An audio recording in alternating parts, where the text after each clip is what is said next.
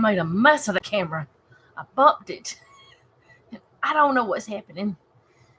It's a mess. All right, maybe that's better. I don't know. It's crazy. Just like my hairs. It's crazy. Okay. Hello. How are you? Donna made it. Hello to to my goofy day. You and me both, girl. We're having some days. My day today,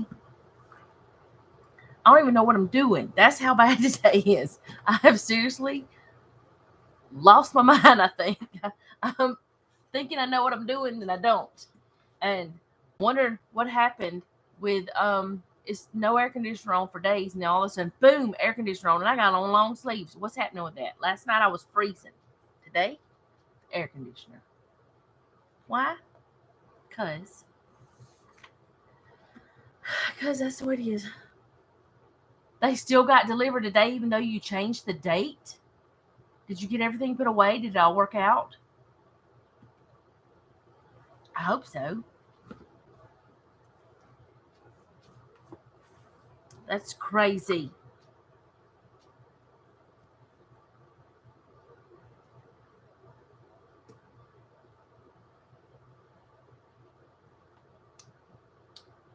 Okay, the cold stuff's put away. Sometimes I put the cold stuff away and the other stuff will sit there for hours. Because after going grocery shopping and bringing all of it home, which lately it's been such small amounts that it's not such a big deal. But after going grocery shopping and bringing it all home and being around all the craziness, I just don't feel like putting the stuff away. I don't wanna. So most of the time I don't. Not for a little while anyway, but it does get put away eventually, within a day or two. It's according to how much is in my way. So I've got all these things in my way. And I don't know what I'm doing. I don't know if y'all noticed, but I know that Joanne did. I put the new Bible scripture writing plan out, and mine did not print the color that it shows up. And the color that it shows up is different than the color that was like on the application that I used to make it. But that's okay. It's okay. It's fine. It's gonna be fine. Okay, so I guess we need to start with um that is not where I'm supposed to be. I didn't even look at this book. I don't know why I'm even opening it. I don't even know if there's anything in it that we might want to talk about. I don't know. But I do know this. This study for this week, it's those 3 chapters. It's mostly David running, but we'll talk about that too. But I want to talk about prayer request first. Donna, if you'd like to give like any of your news, but still keep her friend and brother in your prayers, and her husband as well, and her sons. And then your friend, I know that we talked about this a couple weeks ago, Donna. Your friend and her son that had the flu. I know you said that she was going to be able to go back to work, I think is what it was. How are they now? It's been like 2 weeks. And then Carol, your friend, Mrs. Maddox, I would like to know how she is. And then the other lady that I talked about, that her daughter is pregnant and she's having some complications. She should be 27 weeks by now. Let's see, 26 weeks, because she was 25 weeks. But she's having complications, so keep them in your prayers. But if there's any updates, I'd like to know of those. But I don't know of any new things. Nobody said anything new. I know the Amy's husband who had the accident with his finger at work, he's doing better. Adrian is in rehab. They had COVID, not flu. Oh, I was talking about your other friend that had the flu. Uh, Tola, that one. Oh, wait a minute. They had COVID, not flu. I thought the son went back to work. Are we talking about? I thought they had the flu. Why did I write down the flu? I didn't know they had COVID. I'm sorry. I wrote down the wrong. Why did I write down flu? Miss Maddox is so much better and out of the hospital yesterday. That's good, Carol. I'm continuing your iron infusion. Yeah, you had said that it was better. Tola had flu. Bonnie had COVID. Okay. Oh my goodness. Y'all, have you realized flu is back? It was not here for 2 years and now it's back. I'm not gonna say anything else about that except it's weird. But yeah, okay. So she did have the flu. I did write down the right thing.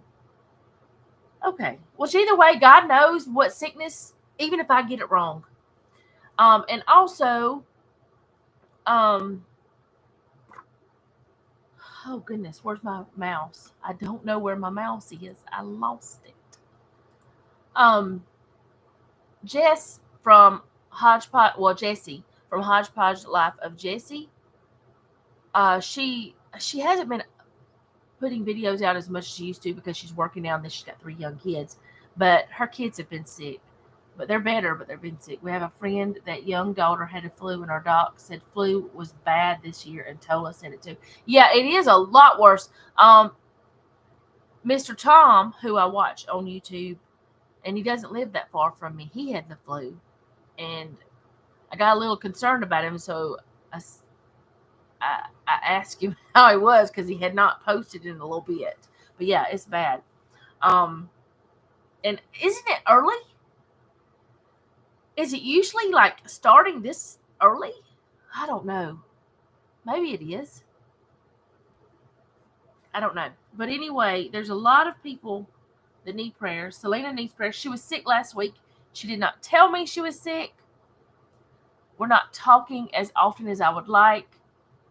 I'm kind of letting her take the wheel, but I was letting her take the wheel, but I still had not heard from her for a few days. So I just, checked in. She's been sick. She's better now, but she has been sick.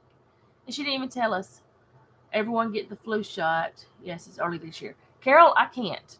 I'm allergic to it. My doctor told me don't ever do it again. My arm, which I was a smaller person back then when I first got it the first time, um, it was like twice the size. Plus, I had all kind of other reactions, and I had to take medication to get those reactions fixed. So I can't have the flu shot. In fact, I've talked to my doctor about it after that, and other doctors since, which the doctor that told me not never do it again, he's passed away. He had cancer and he died years ago, which we don't live there anymore. But anyway, I'm getting off on rabbit trails. I need to stop that today. That's what I've been doing all day. But every doctor, they said, don't do it, don't do it, don't do it. So I can't. I just can't. Because I don't want to be sick. I don't want to be sicker because of it. So I just stay away from anything and try to be careful and wash my hands. And y'all see how much I wash my hands. But I just try to do all the things and load up my vitamin C and immune boosters and all that stuff. But it just seems like it's earlier this year than normal. I don't know. I could be wrong. But remember all the people in prayer. I'm trying to figure out where my book is so I can put that with it. I think I mentioned everybody. I don't know if I did, but remember Selena for sure, and Judy, because she's expecting again, and I just found that out. So my daughter had it 3 weeks ago. Oh wow! I just found out that Julie Marie's mother, she's expecting again. I can't remember exactly when I found out. So let's just keep everybody in prayer. And also Stacy is doing well since her surgery. Um and she drove for the first time the other day. I don't remember exactly what day it was she drove. I want to say it was Saturday or Sunday, but that was good. Pray for Alan. He signed his divorce papers. Oh, yeah. That's my sister Flora. I didn't know he signed them. You didn't tell me that yesterday whenever we talked. I know you said it was they talked to the lawyers. That's my oldest nephew, who was my baby, kind of. In fact, well, I lived with Flora when I was 14, and he turned a year old while I was there, and I would be holding him while she was doing the grocery shopping because she's 5 years older than me, or almost 5 years. And they would ask if he was mine. I'm like, no, it's her baby. I don't have any babies yet. I was too young. But yeah, but um, that was a long time ago. A long, long time ago.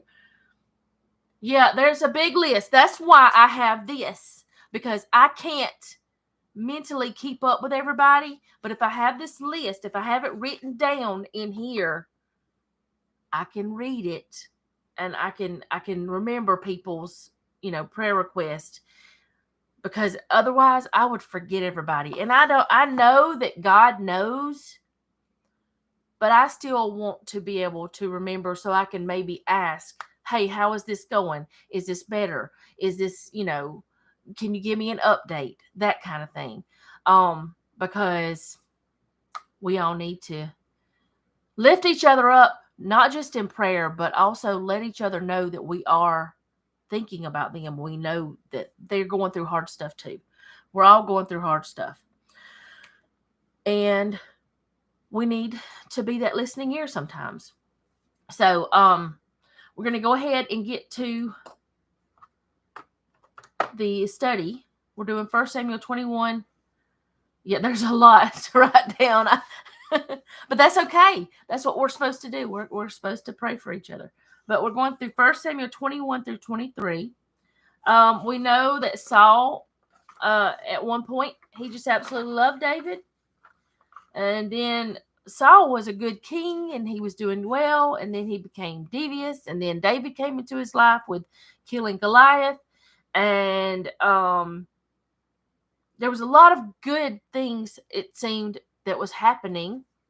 And then Saul started messing up worse and worse, and God chose David to be king. And now Saul is trying to murder David. He is enlisting the help of others. He even tries to get his son, who is David's friend, to kill him. I mean, he is just working any angle he can to murder David. And we've come to the point where that Jonathan has helped David to get away, and he's on the run. David's on the run, and he's trying to keep from being murdered, which I don't think, we all, usually whenever you're reading a story in the Bible, even if you've never read it before, if God calls someone, you know that they're going to be whatever God called them to be, whether it's a king or a prophet or whatever. God is going to make that happen.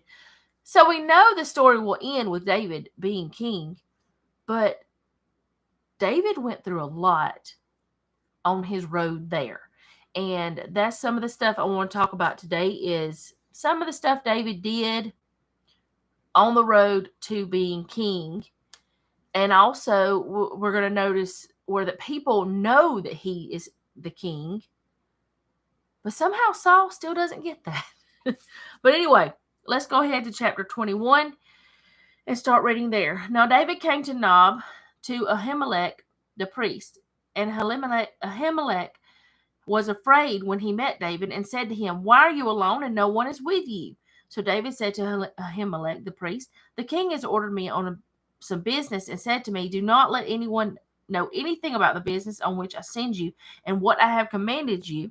And I have directed my young men to such and such a place. Now, therefore, what have you on hand? Give me 5 loaves of bread in my hand, and whatever can be found.' And the priest answered David and said, there is no common bread on hand, but there is holy bread if the young men have at least kept themselves from women. So whenever you ate holy bread, it was usually only the priest who ate holy bread. But if you were clean, you could have holy bread if there was no more, from what I understand. And whenever it says keeping them from women, normally whenever the troops went out to battle, I really don't know how else to say it, but whenever they went on a mission for the king, the soldiers had to be kept clean. So that meant no relations with their wives, no any playing around anywhere else either, which shouldn't be doing that anyway. But the men had to be clean. They had to be ceremonial clean. They had to be holy. And if they weren't, they had, I don't know if it's a superstition, but that's the only word that comes to my mind. But they had a thought that if they weren't clean, something bad was going to happen. And I kind of think about the fact that usually you find a scapegoat, you're going to find something to blame. Maybe they just couldn't fight. Maybe that's why something bad happened. I don't know. But that was one of their traditions, was to keep the men clean. So if David said, my soldiers are clean, then the priest would give them the bread. But the thing is, we all know David is lying to the priest. There's no men. It's just David. Saul did not send him anywhere. Jonathan did. Jonathan sent him away to keep him safe. So it makes me wonder why David, who so far has done no wrong that we know of, who was doing well, who protected the people, who God had called to be the king, why he would choose to go to the priest and tell him lies. It makes me wonder about that, which we're going to learn more about what happens that's a result of his lies later on. So then David answered the priest and said to him, truly women have been kept from us about 3 days since I came out, and the vessels of the young men are holy, and the bread is in effect common, even though it is consecrated in the vessels this day. So he's telling them, he's telling the truth. They're clean, but they're imaginary. David is clean, I guess. I guess he would be, because he hasn't been around his wife or anything. So that part, he's clean, but there's no men. So the priest gave him holy bread, for there was no bread but the showbread, which had been taken from before the Lord, in order to put hot bread in its place on the day when it was taken away. Now a certain man of the servants of Saul, was there that day, detained before the Lord, and his name was Doeg. I'm not sure if I'm saying that right. An Edomite, the chief of the herdsmen who belonged to Saul. So David said to Ahimelech, is there not here on hand a spear or a sword? For I have brought neither my sword nor my weapons with me, because the king's business required haste. The king would not send a missionary, a soldier out without weapons. Not on a special mission. And it's like, my thought is the priest really this easy to deceive? Or does he just not want to know? It's kind of like that kind of thing. So the priest said, the sword, that's what I'm thinking anyway. So the sword of Goliath the Philistine, whom you killed in the valley of Elah, there it is, wrapped in a cloth behind the ephod. If you will take that, take it, but there is no other except the one here. And David said, there is none like it. Give it to me. So David took Goliath's sword, which technically it belonged to David anyway, because he's the one that killed Goliath. And from what I understand, you take the spoils if you are the one who did the things. It's kind of from what I'm understanding. I had to have a drink of water. So it bothers me that David's lying. It bothers me a lot, but I guess we do things that we wouldn't normally do to save ourselves. Then David arose and fled that day before Saul and went to Achish, the king of Gath. And the servants of Achish said to him, Is this not David, the king of the land? Did they not sing of him to one another in dances, saying, Saul has slain his thousands and David his 10,000? So this king of Gath, he knows about David. He knows that he's a mighty man of honor and valor, or he's supposed to be, He knows about what he's done. He knows that without trying, he's made a fool of Saul. Now David took these words to heart and was very much afraid of Achish, the king of Gath. So he changed his behavior before them, pretended madness in their hands, scratched on the doors of the gate, and let his saliva fall down on his beard. Then Achish said to his servants, Look, you see the man is insane. Why have you brought him to me? Have I need of madmen that you have brought this fellow to play madman in my presence? Shall this fellow come into my house? Now, normally when somebody was crazy, insane, something like that, the king didn't want him around. He's like, all right, get him away. So maybe David knew that acting crazy would keep him alive. Maybe he knew that. I don't know, but that's the second time David has lied. He's pretending this time, but it's still a lie to me. And I mean, I could be wrong. I was going to look on here to see if there's anything. I haven't looked at this book. I was looking at my other one, but there's nothing new. I mean, this one just tells a little bit of things. But this one, let's see if it says anything about the king.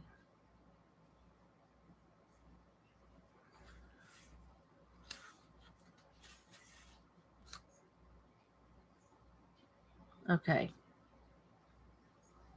All right, it says, while Achish begins to rethink his offer of sanctuary, David also gives some thought to his predicament. If Achish takes the advice of his people seriously, he might have David put to death.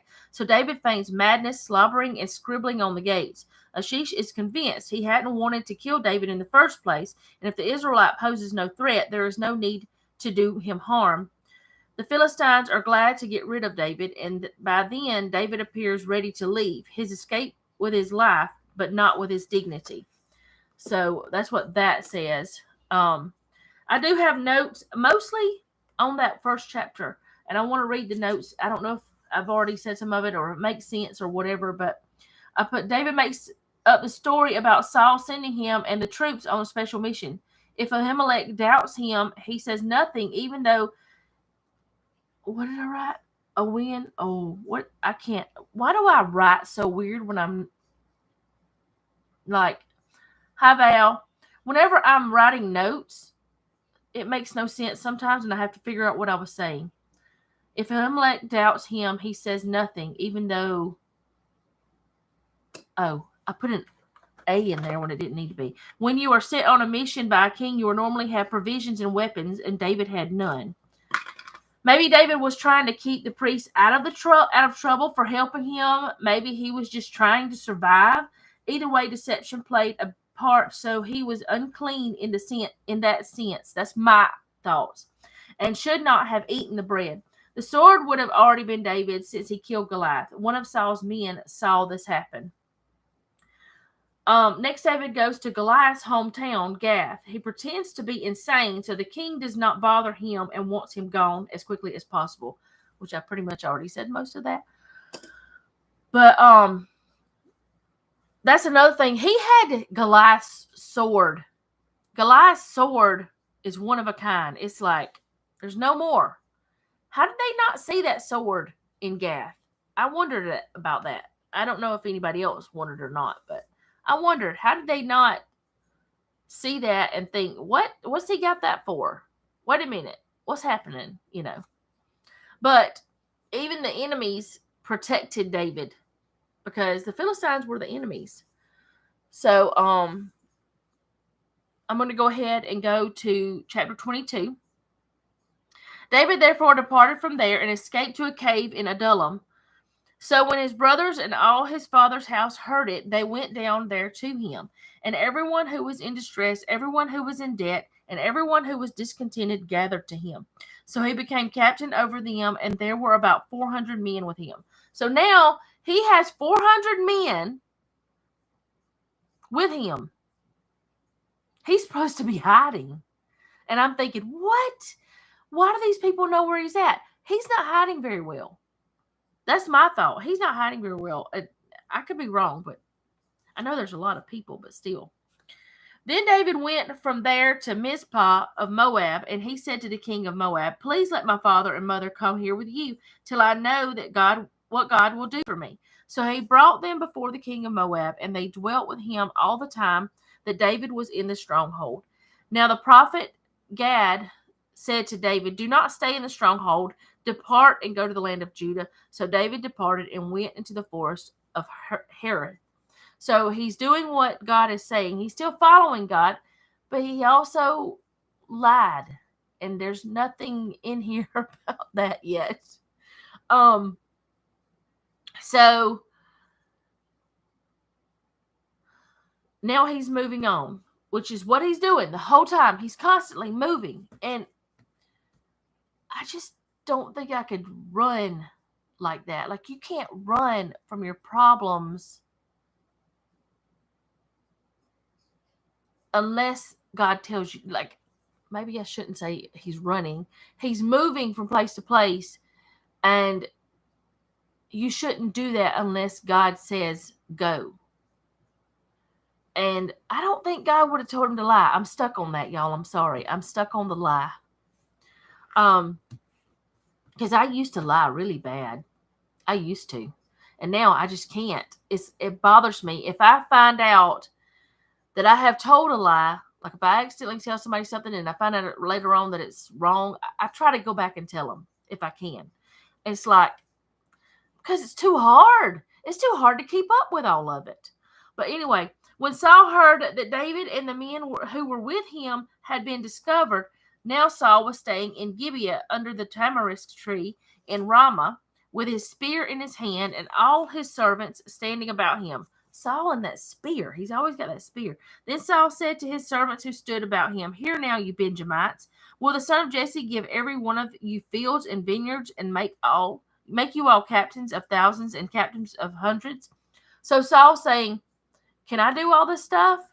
Can David do all the stuff that I can do?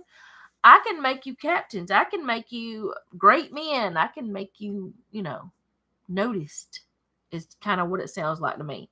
All of you have conspired against me, and there is no one who reveals to me that my son has made a covenant with the son of Jesse. And there is not one of you who is sorry for me or reveals to me that my son is stirred up my servant against me to lie in wait as it is this day. So he knows that Jonathan is part of the plan, that Jonathan is helping David. So, and he's asking, why haven't some of you told me that my son did this? My son helped him. Why are you not helping me? The reason why they're not helping him is because he's not God's chosen anymore. Then answered Doeg the Edomite, who was set over the servants of Saul, and said, I saw the son of Jesse going to Nob to Ahimelech, the son of Ahitub, and he inquired of the Lord for him, gave him provisions, and gave him the sword of Goliath the Philistine. So now we see why they mentioned Doeg. He's telling what happened. There was a witness there. If there had been no witness there that was on Saul's side, it would be different. I guess it's similar to when Esther lied through a mission. Yeah, but David told a lie to the priest. He told him he had been sent by Saul. It wasn't omitting something this time. I guess, it's different if you keep something out to keep from hurting someone. It's still deceiving someone, but I just feel like that is a little bit different in some ways. I still try my best not to do it, but sometimes it is easier just to not say anything at all. It's not like you're lying. You're just not giving all of your information. And I don't know if that's wrong or not, but I've never felt convicted of, like, I've never felt God say, you don't do that. You've got to tell everything, So, I don't know. But anyway, we're going to figure out what happened because of that lie very soon. So the king sent to call Ahimelech the priest, the son of Ahitub, and all his father's house, and the priests who were in Nob, and they all came to the king. And Saul said, Hear now, son of Ahitub. He answered, Here I am, my lord. Then Saul said to him, Why have you conspired against me, you and the son of Jesse, and that you have given him bread and a sword, and have inquired of God for him, that he should arise against me to lie in wait, as it is this day? So Ahimelech, see, this is something else. Saul thinks that David is lying in wait, that he is waiting for him to get close enough that he's going to attack him. That's the way it sounds to me. I could be wrong, but that's what it seems like to me, that Saul thinks David is trying to set a trap for him and he's going to attack him. That's what it sounds like. I could be wrong about that, though. But I think God has his purpose for why some lies are permitted but others are severely punished. Yeah, but this one you will find, we're going to find out, which, I mean, y'all probably already read it, but it is severely punished. It's just done. Yeah, he's a paranoid schizophrenic. Let's see, where was I at? So Ahimelech answered the king and said, And who among all the servants is as faithful as David? Who is king's son-in-law, who goes at your bidding and is honorable in your house? Did I then begin to inquire of God for him? Far be it from me. Let not the king impute anything to his servant, or any in the house of my father, for your servant knew nothing of all of this, little or much. So he's saying, I didn't know about any of this. He is your son-in-law. He is someone that you respect. Everything I see means he's truthful. He's doing what he should be doing. And the king said, You shall surely die, Ahimelech, you and all your father's house. Then the king said to the guards who stood about him, Turn and kill the priests of the Lord, because their hand also is with David, and because they knew when he fled and did not tell it to me. So he's saying he knew what was happening. All of them knew what was happening. So they all have to die. That's what Saul's saying. That sounds like a crazy man to me. And the king said to Doeg, wait a minute, they would not lift their hands to strike the priests of the Lord. Did I say that part? They would not kill their families. And the king said to Doeg, You turn and kill the priests. So Doeg the Edomite turned and struck the priests and killed on that day 85 men who wore the linen ephod. How can one man kill 85 men? I'm like, what? Did they stand there and take it? The king's guards weren't even doing anything. Why? Why did these priests, the whole family that was there, are killed because of that lie? And we don't know if the priest actually knew or not, because the priest just said, I didn't know. I went by what I was told. I believe what I was told. And all of it sounded like it could be real, So, now one of the, wait a minute, where was I at? Also, Nob, the city of the priest, he struck with the edge of the sword both men and women, children and nursing infants, oxen and donkeys and sheep with the edge of the sword. So he killed everything, not just the humans, even the animals. Now, one of the sons of Ahimelech, the son of Ahitub, named Abiathar, escaped and fled after David. And Abiathar told David that Saul had killed the Lord's priest. So David said to Abiathar, I knew that day when Doeg the Edomite was there that he should surely tell Saul, I have caused the death of all the persons of your father's house. Stay with me, do not fear, for he who seeks my life seeks your life, but with me you shall be safe.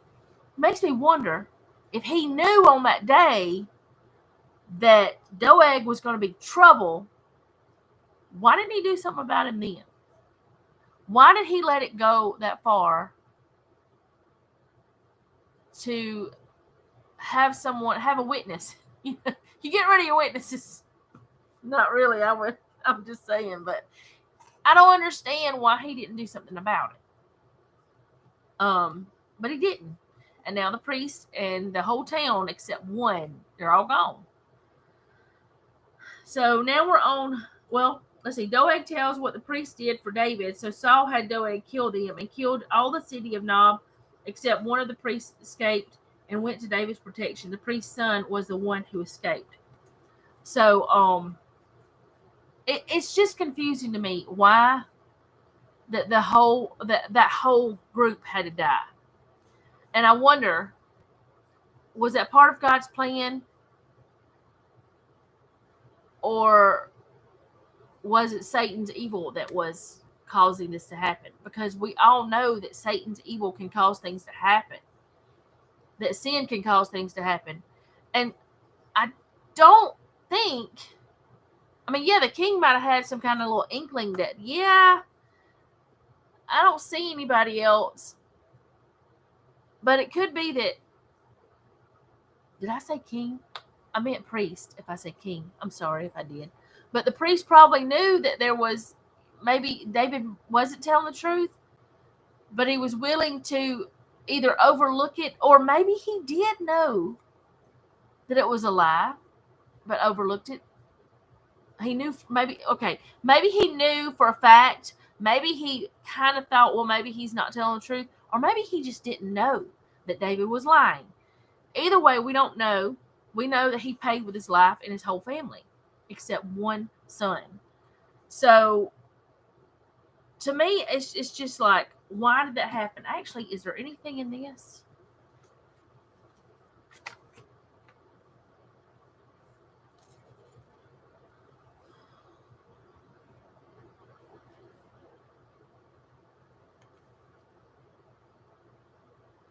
Okay.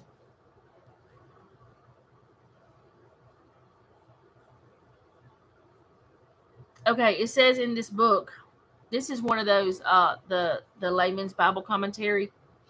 Um it says, let's see.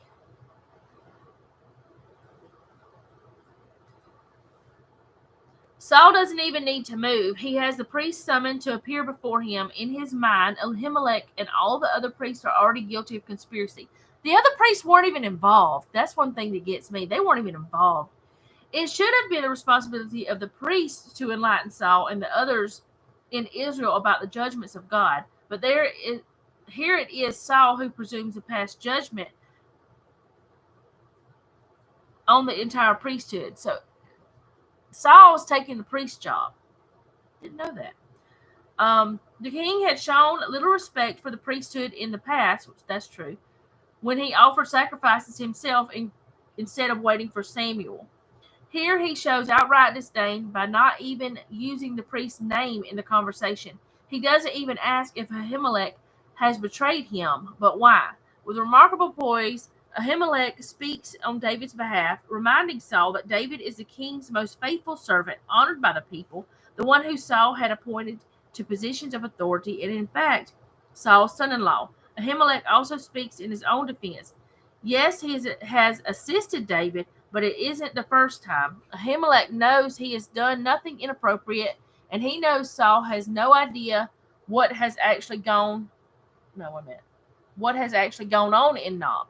However, Saul is not listening to reason. His mind is apparently already made up. He commands his guards to kill Ahimelech and all the other priests, but no one moves. As much as these men fear Saul, they are not willing to act on his heinous command. Saul then turns to Doeg, a non-Israelite. I didn't notice that. He is an Edomite. I didn't think about that. That's why he doesn't care.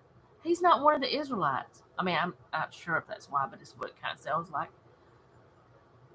Who doesn't appear to have the same qualms about killing God's priest. But he and Saul don't stop with that terrible crime. Doeg then travels to Nob, where he also kills the priest's families and cattle. 85 priests die that day, and how ironic it is that while Saul had defied God's order to annihilate the people and property of the Amalekites, he readily wiped out his own spiritual leaders.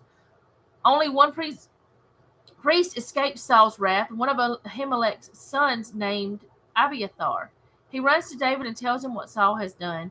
David assumes full responsibility. He had seen Doeg at Nob, but who could have predicted how far Saul would go in his hatred of David? David could do nothing more for those who had been killed, but he does offer sanctuary to Abiathar. So, I didn't even think about him being an Edomite. I know it says it, but I didn't think about that part. I was wondering how he could do that. But it's because he doesn't care. He doesn't care about the priest.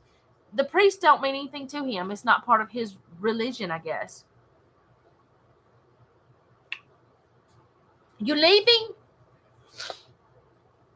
He's got to go to work. See you at 5. I love you too. You be careful. All right, so that's why that he had no problems doing it. So let's go on to chapter 23. Then they, what, baby? I can't hear. Yeah, close it. Then they told David, saying, look, the Philistines are fighting against Keilah, and they are robbing the threshing floors. Am I still here? Because nobody's talking. Therefore David inquired of the Lord, saying, shall I go and attack these Philistines? And the Lord said to David, go and attack the Philistines and save Keilah. But David's men said to him, look, we are afraid here in Judah. How much more then if we go to Keilah against the armies of the Philistines? Then David inquired the Lord once again. So his people are saying, we're scared where we're at. Why do we want to go fight for these people? And the Lord answered him and said, arise, go down to Keilah, for I will deliver the Philistines into your hand. And David and his men went to Keilah and fought with the Philistines, struck them with a mighty blow, and took away their livestock. So David saved the inhabitants of Keilah. Now it happened when Abiathar, the son of Ahimelech, fled to David at Keilah, that he went down with an ephod in his hand. And Saul was told that David had gone to Keilah. So Saul said, God has delivered him into my hand, for he has shut himself in by entering a town that has gates and bars. So Saul thinks he's got him. He thinks he's won the whole thing. He's locked in. Then Saul called all the people together for war. Go down to Keilah and besiege David and his men. When David knew that Saul plotted against him, he said to Abiathar the priest, bring the ephod here. Then David said, O Lord God of Israel, your servant has certainly heard that Saul seeks to come into Keilah to destroy the city for my sake. Will the men of Keilah deliver me into his hand? Will Saul come down as your servant has heard? O Lord God of Israel, I pray, tell your servant. And the Lord said, he will come down. Then David said, will the men of Keilah deliver me and my men into the hand of Saul? And the Lord said, they will deliver you. So David and his men, about 600, arose and departed from Keilah and went wherever they could go. Then it was told Saul that David had escaped from Keilah, so he halted the expedition. So they left because God told them, yeah, he's coming and they're going to give you up. They're going to tell, it doesn't matter that you just saved them. They're going to give you up. Let's see. Where am I at? That is not the right spot.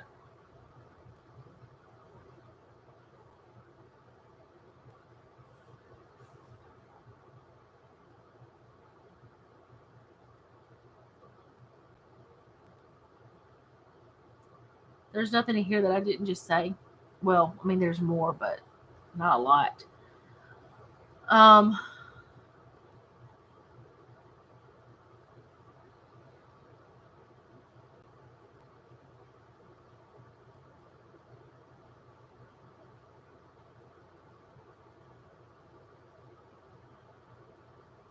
Okay, that's kind of, I don't know what that is. It kind of says, it's like one of their little notes. It says, demystifying 1 Samuel. When David seeks direction from the Lord, the answers he receives are hypothetical. For example, God tells him that he will be turned over to Saul, but that is conditional on his staying in the city. He can take action to avoid the ominous result. After David leaves with his men, Saul doesn't bother making the trip. But if David had remained in Keilah, both of God's messages would have come to pass. Saul would have gone to the city, and the city inhabitants would have handed David over to Saul. It is overwhelming to consider that God not only knows all the things that will be, but he also knows all things that could be under any set of circumstances. He is both in control of every situation, sovereign, and he knows all the options of each one, omniscient. So yeah, I mean, he knows that our choices are what makes us um, safe or not safe. Um, so they are the ones that can cause us problems. I thought I heard something. I always hear things. All right. So now David is in the wilderness. And David stayed in strongholds in the wilderness and remained in the mountains in the wilderness of Ziph. Saul sought him every day, but God did not deliver him into his hand. So David saw that Saul had come out to seek his life, and David was in the wilderness of Ziph in the forest. Then Jonathan, Saul's son, arose and went to David into the woods and strengthened his hand in God. And he said to him, "Do not fear, for the hand of Saul, my father, shall not find you. You shall be king over Israel, and I shall be next to you. Even my father Saul knows that." So the two of them made a covenant before the Lord, and David stayed in the woods, and Jonathan went to his own house. So Jonathan is still going to see David. He doesn't care if his father doesn't like it. He's still going. Then the Ziphites came up to Saul at Gibeah, saying, "Is David not hiding with us in the strongholds in the woods in the hill of Hakilah, which is on the south of Jeshimon? Now therefore, O king, come down according to all the desire of your soul, and come down, and our part shall be to deliver him into the king's hand." And Saul said, "Blessed are you of the Lord, for you have compassion on me. Please go and find out for sure, and see the place where his hideout is, and who has seen him there. For I am told he is very crafty. See therefore, and take knowledge of all the lurking places where he hides, and come back to me with certainty, and I will go with you. And it shall be, if he is in the land, that I will search for him throughout all the clans of Judah." So they arose and went to Ziph before Saul. But David and his men were in the wilderness of Moan, in the plain of on the south of Jeshimon. So they had already moved on. When Saul and his men went to seek him, they told David. Therefore he went down to the rock and stayed in the wilderness of Maon. Did I say that wrong before? I probably did. And when Saul heard that, he pursued David in the wilderness of Maon. Then Saul went on to one side of the mountain, and David and his men on the other side of the mountain. So David made haste to get away from Saul, for Saul and his men were encircling David and his men to take them. But the messenger came to Saul, saying, "Hurry and come, for the Philistines have invaded the land." Therefore Saul returned from pursuing David and went against the Philistines. So they called that place the Rock of Escape. Then David went up from there and dwelt in strongholds in Gedi. So David was always one step ahead of Saul. He always got away, and it was a very brief, narrow escape. Well, a very narrow escape that he got away the last time that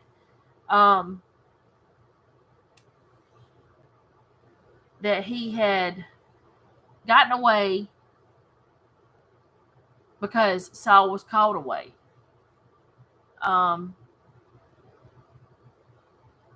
Let's see. Yeah. So if the Philistines hadn't attacked, we don't know really what might have happened in the situation in the last part, because Saul might not have went away, which, I mean, we know, but we don't know. We know that it's not going to end up where David is trapped, but I don't really have much else to say about that chapter, because it's just a lot of running. It's running constantly, and he's always ahead of him. He's always one step ahead. So, I don't know if y'all are even still here. I know that it's supposed to be, but nobody said anything, and I don't know if maybe something's wrong, because sometimes things go wrong with lives. You never know. But for next week, oh, boo. So you are still here. All right, good. I'm glad y'all are. Um, but yeah, let's see. So now, let's see. Let's do chapter 24 and 25. Or do y'all want to do 3 chapters?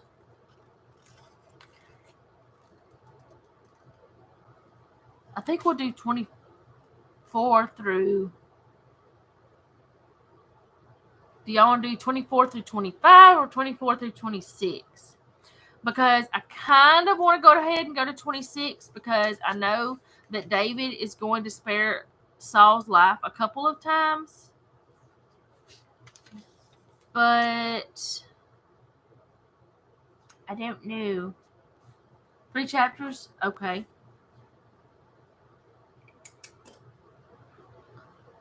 I know sometimes there's a lot more. Like the last chapter, I didn't really have a lot of notes. There really wasn't a lot because it's just a lot of running. It was a lot of, I'm one step ahead of you all the time. I'm one step ahead of you. With this one, and I'm glad we went ahead and did 3 chapters with that. But it's always one step ahead of, he's always one step ahead of Saul, is what I'm trying to say. So I think it was pretty good. I think that what I take from this mostly is we got to be careful what we say and who we say it to and who's around when we say it, because other people can be affected. And I don't know that that is what God wanted us to learn from this story or from this part of our history. I don't know if that's, but that's what I'm taking from it today. Which I know that David is a good person. I know he wasn't trying to hurt anyone, but he caused a whole town, all but one person, to be murdered by horrible people. I mean, you know that Doeg didn't go there by himself. You know he had his soldiers with him or his people with him. He didn't go there and kill all those people by himself. There's no way. So there had to be something else, you know. But you got to be careful what you say, who you say it to, who you say it around. Because Saul didn't care that the priest didn't really know. I don't think the priest was lying. I mean, there's a possibility. Maybe he was just wanting to believe the best in David and wanted to believe he was telling the truth. You know, we just don't know. And it really, in the end of it, it doesn't really matter if we know for sure. But I feel like David's lie caused so much pain that wasn't necessary for him to live. Now, I don't know if the priest would have helped him if he knew, but he probably would have, because he knew David was a good person. And the king was already doing wrong by, you know, by a long shot. He'd already done a lot of wrong. But for him to judge the priest, it was just another horrible thing he did that just made it worse. He just looks worse and worse every time you turn around. He's just worse and worse. So I do want to talk about the 52-week study. I've decided that I'm going to just use my digital copy because I have found out that if I use my computer to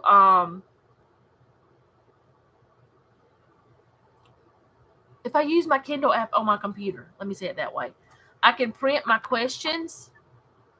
I've been testing it. And then I printed it half page and I can write my notes, and I can put this in like a notebook or something, or like a binder or something like that, because I have binders. And then that's the reason why I was thinking maybe I want the paper book, because I can't write on the Kindle, which I know you can type your notes on the Kindle and all that stuff, but I like pen and paper. So I've decided I'm going to do it that way. I got the spiral bound using. Yeah, you told me about that. That's the one I did want, but then I was like, the other one's $8.99. But wait a minute, I already have the other one because I had gotten it for I think $2 or $3, and I had points, I had credits on Amazon when I bought it, so I didn't pay anything for it, and I bought it months and months and months ago. At the end of last year, I think it was November of last year, so it's almost 11 months ago, and I have not used it yet. And one of the reasons why I didn't use it is because it was on the Kindle. But then whenever Tiffany from Large Family Love said they were $8.99, I think it was her, said they were $8.99 for the paperback, I was like, oh, I think I might want to get that, but I decided not to get it. The 52 weeks, oh goodness, let me figure out the exact name. Let's see, what's the name of it? Let me look on my where is it at? Okay. I'm trying to look at my Amazon account so I can see where I purchased it. It's the Bible in 52 Weeks, a year-long Bible study for women. And we're going to start that in January. So everybody has time to get it if they want to join. And if you don't want to actually buy the book, I plan to on my community tab put the weekly, like each week you have different chapters that you're supposed to read. I plan on putting those chapters on the community tab. I'm not going to put questions. I'm not going to put all her work on there. I'm not doing all that. We will discuss it here, but I'm not going to actually put all of that. I'm just going to put the chapters that we're to read, and I will start doing that in the end of December, so that the first week of January, whenever we do our study, or do y'all want to do that as a separate study, a separate day? How do y'all want to do that? Because I don't mind doing another live if it works out that it's not interfering with Jeff's schedule and stuff. But the first time we would talk about it would be January 3rd if we did it on a Tuesday while we're doing this. Or do y'all want to do that instead of what we're doing?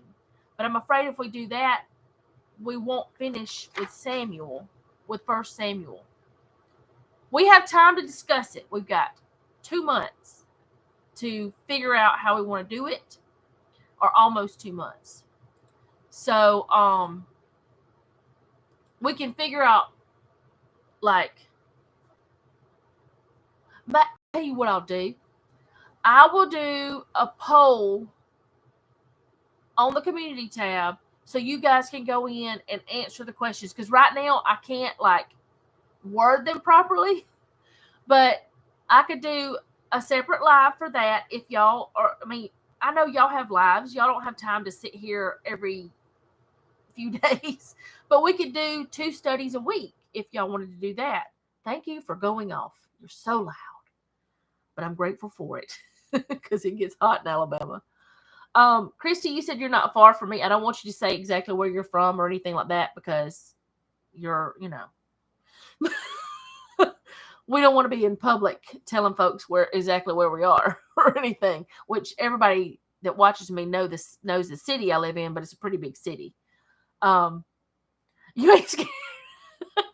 But anyway, we'll figure out if we want to do 2 Bible studies a week, like one like we're doing now, and this one, because this goes through the whole year. And after looking at it, I feel like we could spend 30 minutes to an hour talking about it.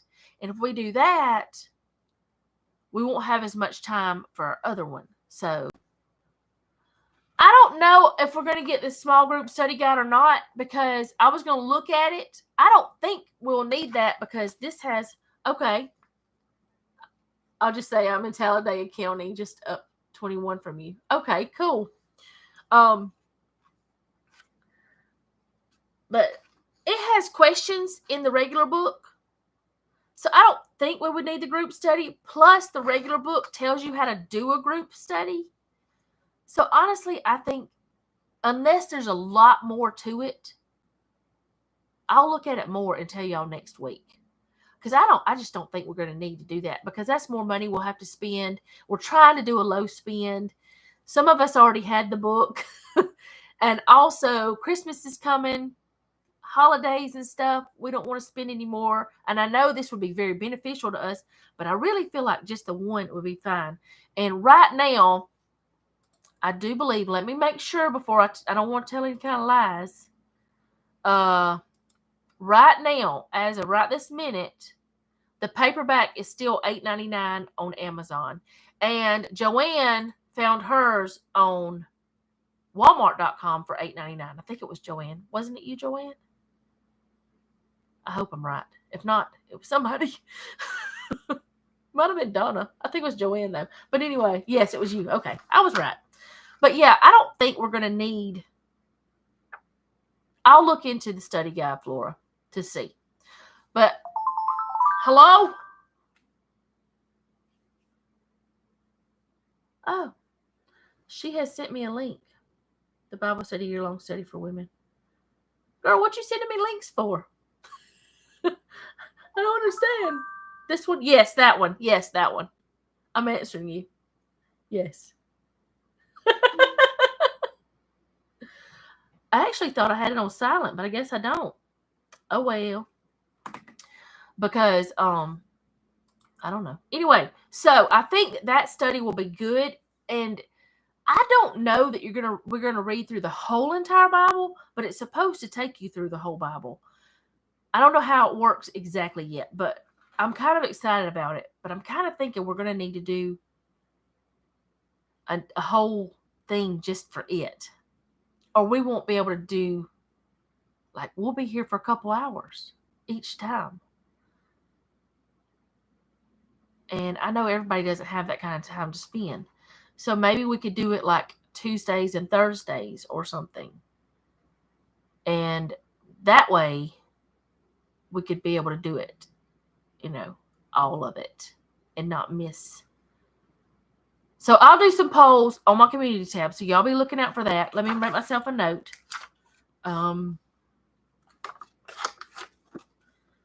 Do polls on tab for study. That's how I write notes. But yeah, I figured out that I can print my stuff out, which I could just write it into a notebook. And that was what was bothering me, is I didn't have anywhere to write on the things. But we'll figure out if we want to do 1 or 2 days, and we'll figure out if how it will be best for everybody. Because I feel like if y'all have time, doing 2 days a week, because I really don't want to take away from this study.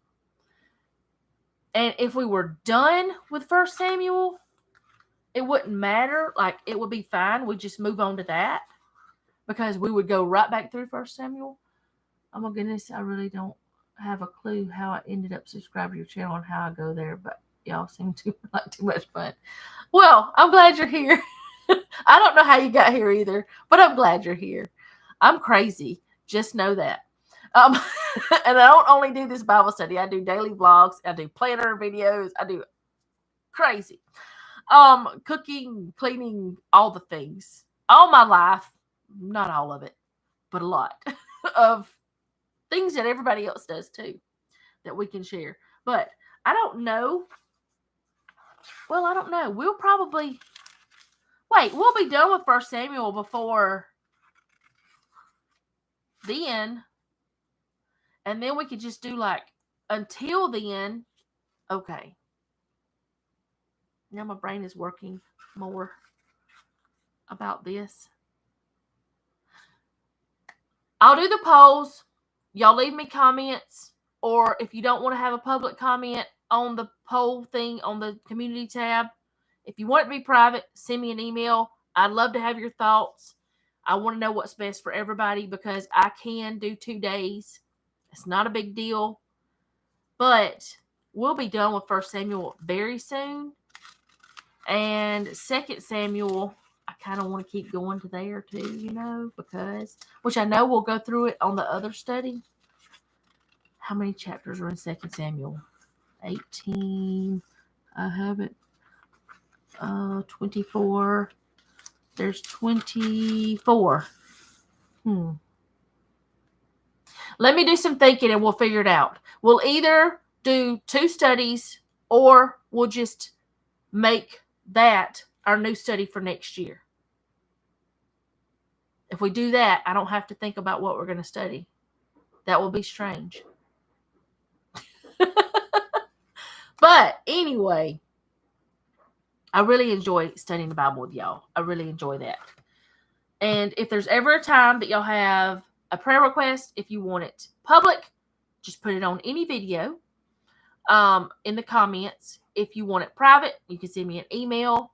I'm on Instagram. You can send me an instant message. It's not an instant message. They don't have those anymore. You can send me a direct message. I don't know why it changed. But anyway, you can send me that if you want it private, if you don't want everyone to know. And if there's ever a time that you don't want me to tell people, like whenever we first come on here, we talk about people we're praying for and maybe like have like updates and stuff. If you don't want me to say the names out loud or, in public, I don't have to say names in public. I've done that lots of times. I can just say so-and-so, her friend needs prayer or his friend needs prayer, whatever, like that. So anyway, I'm excited about the studies about 1 Samuel and the one we're going to start in January. I think it'll be fun. And I need to stop moving my hands. Why are my arms not super buff and tired all the time? Because I'm always moving my arms. Constantly. When I'm talking, they're going. You can ask Flora. That's the way it's always been. She's known me my whole life. Literally. So, I will see you guys tonight in my video if you want to come see that. 6 Central. It's going to be up. There's a lot of cooking in it. And I don't know what else. Yep, for always and forever. Yep. She's always known me since I was born. She's actually seen my mother pregnant with me because she was there. Because she's older than me. But anyway, I will see you guys tonight in that video and tomorrow night's video. Oh, and there's a bonus video this week for Thursday morning. The planner video at 6 a.m. Central. My planner videos are a.m. All the rest of them are p.m. And this one's at 2 p.m. And any collabs, they'll be at whatever time the collab is. There's no collabs right now until January, though, that I'm joining. So, I'll see y'all later. I hope you enjoyed this as much as I did. David, we saw him make a very bad mistake, I feel like. And it cost a lot of people their lives, so we got to be careful. But I'll see y'all next time. Thank you so much for hanging out with me today. And remember, don't take any wooden nickels and be sweet.